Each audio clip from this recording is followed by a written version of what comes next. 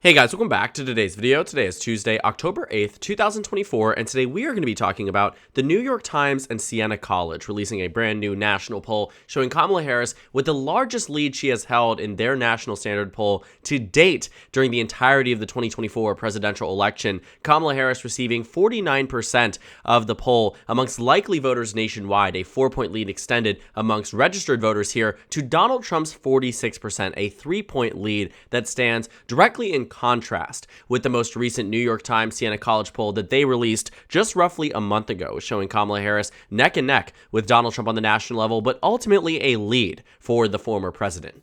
The New York Times poll has swung from having Donald Trump up nationally by roughly 1 point, 48 to 47, to Kamala Harris now at 49%, gaining 2 points, and Donald Trump losing 2 points. The overall net shift here being 4 percentage points amongst likely voters. And again, we are 1 month out away from the presidential election, a very, very close and competitive race, and one that also Kamala Harris has been looking for some really high-quality polls showing her in good standing on the national level. This poll is one of those instances. And I think it also, too, just speaks to a larger trend we've been seeing in some battleground states. A number of new polls out of states like Pennsylvania and Michigan and Wisconsin have shown Kamala Harris really doing well across the state, maintaining where she's at, which a month out from the election really isn't doing any damage, right? It's not a lead as large as Biden's in 2020, but it certainly is a lead nonetheless. And also, again, we knew this election was going to be close. If Kamala Harris can narrowly edge it out, she narrowly edges it out, and she wins a 4-year term, all the rest, right? So looking at our national standard poll from the New York Times,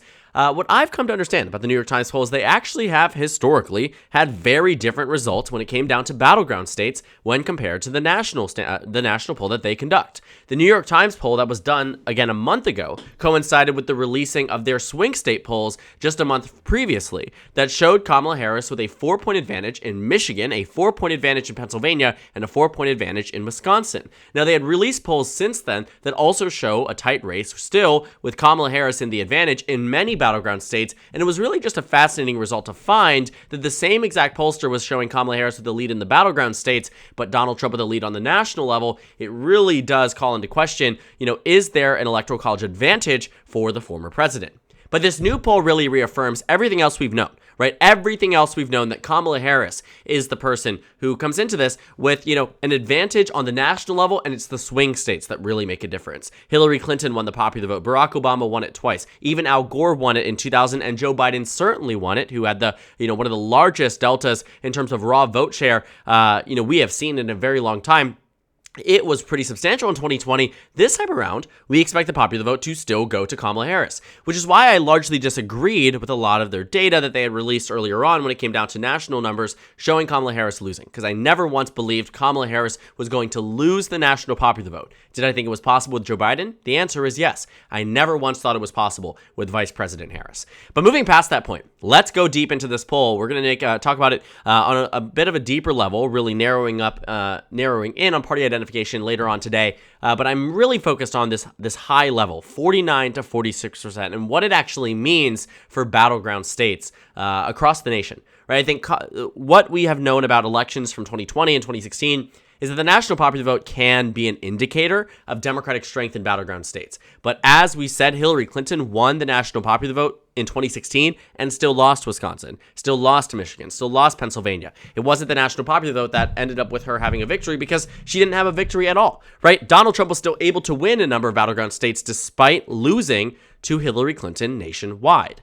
And so this 49 to 46 circumstance also throws me for a loop back to the two previous elections where we can really compare. 2016 seems a little bit more similar, 48 to 46, again, speaking to that point that Donald Trump will likely be making improvements off his 2020 loss, but doesn't necessarily mean he's going to make enough improvements to win the election. After all, Kamala Harris is performing better than that of Hillary Clinton, but she clearly is underperforming Joe Biden, according to the New York Times poll, right? We're not going to see a 306-232 margin in favor of Kamala Harris, and that's probably because this election was already built to be more competitive. She came into this race, right, roughly 100 days ago. It was not enough time to build out a presidential campaign. She was working with the infrastructure of the Biden campaign. And so you're working with an entirely different type of candidate, an entirely different type of constituency, campaign team. And you're running it for the VPs, moving up to the slot to the presidential in, 100 days out from the election, this election should not have worked for Kamala Harris. If everything else was standard in any other type of year, this would not have worked the same way, but it is working in this cycle because she's somebody who voters seem to respond to very positively recently. When you're taking a look at her approval rating polls, they're higher than they have ever been in the administration, dating all the way back to June of 2021, which was the last time it even rivaled that point, right? She took the net lowest point she had been a week before Biden dropped out. Now she's in the net positive, a 17, 18-point swing in a matter of months. That is substantial, right? That absolutely matters, and that speaks to her ability to win an election as a candidate. But I will not ignore the very real fact that this election for the Democratic Party has been a whirlwind and a half for them. They've had a different party nominee that announced his bid over a year before he dropped out of the race. He was going to run for re-election, said that right after the 2022 midterms, relaunched his candidacy. And then a year later, he drops out after a first and only Biden versus Trump rematch debate. And so Harris was thrown into the ringer.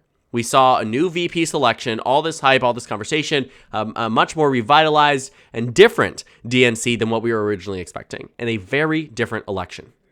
The New York Times poll, I think, to really wrap this all, is to say I think the New York Times poll does speak to what Kamala Harris has been able to do in shifting voter sentiment away from Donald Trump.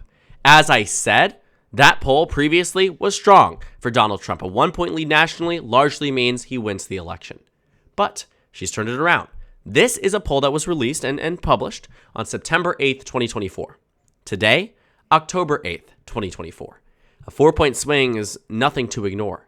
And when it comes down to the battleground states that they also released coinciding with this, it's very, very interesting to see what it actually might tell us about where she is in some of these other states as to why she might be leading despite having a smaller popular vote advantage than that of Joe Biden. When they released this poll, they also released numbers out of Florida and Texas. Now, Nate Cohen talked about how the Florida poll should change the way you look at the election, but I want you to take away something that's a bit more minute and focuses just on that national number and the statewide number, and then we're going to detract away from this article and talk about a few different points. What they find in the new polls from Texas and Florida: in Texas, Donald Trump holds a 6-point advantage. In 2020, he won by 5.6, or rounded up 6 points, as they do round up numbers in the New York Times polls. In Florida, though, it has become a 13-point advantage for Donald Trump. You might be wondering, how in the world is it possible that a state like Florida, which in 2020 went to Trump by 3.4% and to Trump in 2016 by 1.2%, is a state that now has a 13-point advantage for Donald Trump, and yet, a national number that shows her up 3 points, better than Hillary Clinton, despite a 12-point shift in a previously or even current battleground state like Florida? And the answer for me is honestly quite simple. I believe Donald Trump of the Republican Party has made massive gains in states like Florida because of an exodus of voters that leaned Republican in the day and age of COVID-19. They even touched on this article, in the article, talking about how the pandemic has had a really lasting effect. And genuinely, that is a huge factor in the state of Florida. You can see that there were hundreds of thousands of people who moved into the state of Florida amidst COVID-19 protocols, trying to escape their state. And I use the term escape because that is the term that they use in reference to what they were doing and moving down to Ron DeSantis' state, moving down to the red state of Florida. So it is, and so it is now, right? What they did was they went from states like Michigan, where there was a Democratic governor imposing a statewide enforcement on mask mandates, moving from states like Pennsylvania, moving from states like Wisconsin, all of which have Democratic governors and had Democratic governors during the duration of the national pandemic.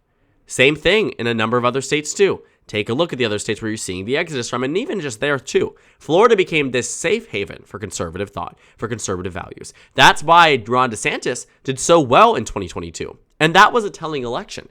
But Florida is a very populous state, right? Florida controls nearly 10% of the overall Electoral College vote share in this entire nation. And Donald Trump is going to win Florida. I've been saying this from the beginning. Donald Trump will win Florida. If Kamala Harris is able to win Florida, every other state is flipping blue, right? That's the state of how red Florida has gotten to a point where, sure, Kamala Harris will probably lose Florida by 4 to 5 points, maybe even more at this point. I think the New York Times poll is helping inform some of my judgment on this point. But I do think Florida is a state that is going to be really hard for Democrats to win, even if they're winning 319 electoral votes through all the states that Biden won in 2020, including North Carolina. But to that point of it being a populous state, if Donald Trump is winning in Florida by 13, and he's winning in Texas by 6, two very populous states, that national popular vote number probably actually leans a bit more to Kamala Harris when you're taking into account all the other states and removing Florida and Texas. As much as they are battlegrounds in swing states, they very clearly lean to the right and comprise a significant portion of the population. To put things into perspective, right? Texas and Florida are very populous states. California is another example. 1 in 8 Americans are from California. It's crazy to think about, but it's our reality, right? 1 in 8 Americans are from California. And when you take a look at these huge population centers where Kamala Harris might be losing some of the Democratic vote share, that is reflected in these national numbers, but it's not necessarily reflected in the swing states where it really does matter. And that's why Kamala Harris is able to take a 3-point lead nationally, like the New York Times poll suggests, and is able to translate that into a 4-point lead in some of these battleground states. Or on average, a lead in Pennsylvania, and a lead in Nevada, and a lead in Michigan, a lead in Wisconsin. And why she's just, under a point away from beating Donald Trump in North Carolina, a state that Republicans have been winning in every election in the 21st century, with the exception of 2008, which was an election year in which North and South Dakota were competitive states and Democrats won over 250 seats in the House of Representatives. North Carolina being competitive speaks to this broader thing we're seeing across a number of these battleground states, that the national popular vote isn't always an indicator of how voters might feel in battleground states previously, like it did before the pandemic, like it did even in 2020, like it did in 2016 and 2012. And in the day and age of the Dobbs decision, we have seen elections where Republicans have won the national popular vote and lost battleground states. 2022 is a perfect example of the midterm elections. States like Pennsylvania went to the Democrats by 4.9.